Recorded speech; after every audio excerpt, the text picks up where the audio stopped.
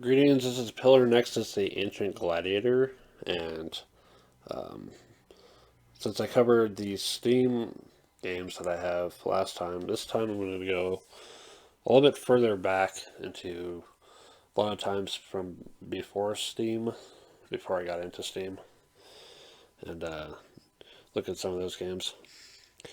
Let's just kind of get through this um, as quickly as I can here.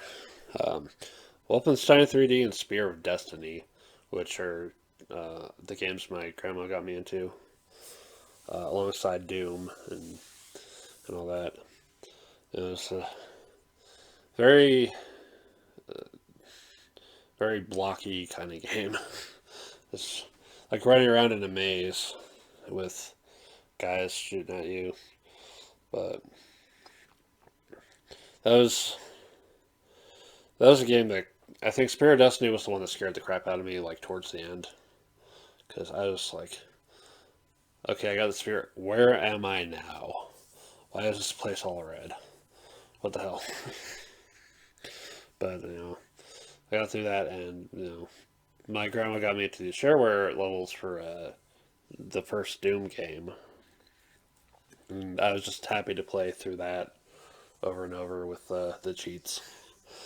I like having on God mode and all the weapons and just spewing rockets everywhere. It was fun. I would eventually get the full game, the Ultimate Doom, and Doom 2 as well. And uh, there were times I'd try to play honestly, but I don't know, just something about being invincible is more appealing to me. But really, I need to play those kinds of games without cheats for once. I think I tried doing it with like Quake 2, and I had to do it with Halo. I will get to that later on. There's um, le- less horribly violent games in my childhood included Earthworm Jim, which was fun. It's just um, there were moments where the game got tough. I had the PC port for Earthworm Jim, and that added Big Broody, and uh, that big terrible thing is a nightmare to outrun because if it catches you, you are dead. Um, it's not exactly a game I would go back to anytime soon because of difficulties and other things. Sonic CD, which without a patch will pretty much drain your system resources, but it was fun to have that one. A Sonic game I could play on my computer was nice. The only other ones I got were ports for Sonic 3 and Knuckles later on, but also Sonic R. Um, so Sonic racing game. It took until I had a somewhat better computer to run it decently enough, and that it was fun for a while. It was fun to come back to later on, but ultimately there are better racing games, but not a whole lot of racing games with Sonic. Uh, I was a big Sonic fan thanks to my sister's friend having a Sega Genesis and being able to go over to their house before we moved down here to Colorado. But there's um, going back to first-person shooters or Heretic and Hexen. Um, I found the shareware version for her Heretic um, thanks to these discs I got as part of a gift with my new computer. Um, with like 1,000+ games, whatever, and that's probably where a lot of my gaming experience, early gaming experiences came from, were all these random ass games. Um, But it was fun having the fantasy theme, but they added crushing. Okay, crushing stuff scares the crap out of me. It just does. That's why I wasn't too fond of it in Doom, and really wasn't too fond of it in Heretic. And then Hexen decided to get creative and add in smashing walls, along with other crazy ass death traps. Um, Hexen is one I actually have the disc for right now, and I'm halfway tempted to play it and try to get through it. Honestly. Also had from those tons of games discs. Excelsior Phase One Lysandia, because I never got into Ultima until after I played this game. Um, there's like the different races you can play and different classes of or different skills of what you want to do, and it's a great big world to explore. That's that world is flat, and there's like a very specific corner of the world you have to go to accomplish part of what you needed to finish the game.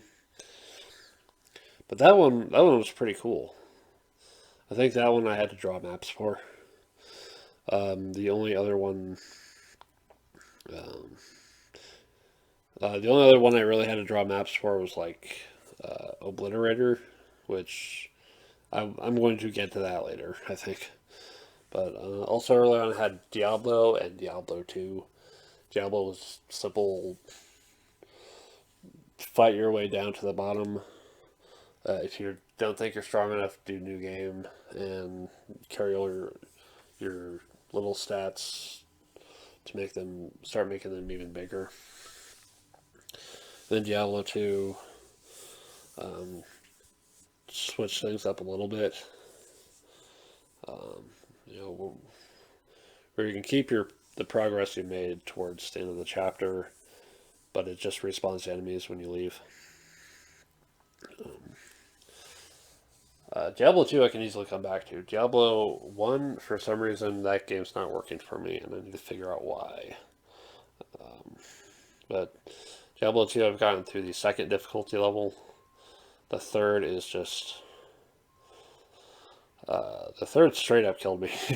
Like, right out the gate. I'm back in the first act, and it's like crap. But my favorite class out of Diablo 2 is the assassin from the expansion. Just because I like your style. Um, so for Christmas one year, I managed to get sent because my extended family did not communicate properly. I wound up with 2 copies of Doom 3. I still have one of them.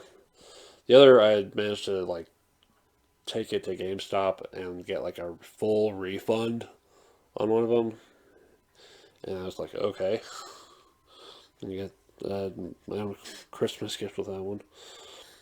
But that's a game I also want to finish at some point. I got to a point in that game where it's like, okay, this is another crawl space. I know I've gone through enough of this. I'm done. I'm gonna step away from it for now. But I should finish that game. Um, I know I mentioned Lords of Magic in the other one. I had the CD and the book, and it was part of the first Christmas we had when we moved down to Colorado. I got that and Quake Two, and Quake Two is still a game that I love. I know it's not perfect. I know it's got its issues, but I like the whole military cyberpunk approach that Quake 2 had, because I don't know, it just appeals to me a little bit more than the corporate cyberpunk. But anyway, I got through that one, and uh, it's like played Quake 2. It's like, wait, I missed out on Quake 1. What am I missing? It turns out not much. It's a completely different game. Quake 1, first I tried out the shareware stuff for it, and then played the full game. Or found the disc for the full game somewhere. Like Goodwill or just... Okay, I'm going to cheat my way to the end. And see this final boss, and it's like... Seriously, this is the final boss fight? It's kind of lame. The first levels, and that first boss were like the coolest, or they're at least they're interesting. But I don't know if I'd come back to that one. Early on, I also got both Quake 3 and Unreal Tournament Game of the Year edition, and those were... I never got to play with other people. I think I tried playing over modem with Quake 3 once, and it didn't work too well. But I ended up building my FPS, deathmatch skills through Quake 3 and Unreal Tournament, which very much built my foundation for when I would hear about Quake Live, back when it was a browser thing, and get into that, but that's from the previous one. And then Halo.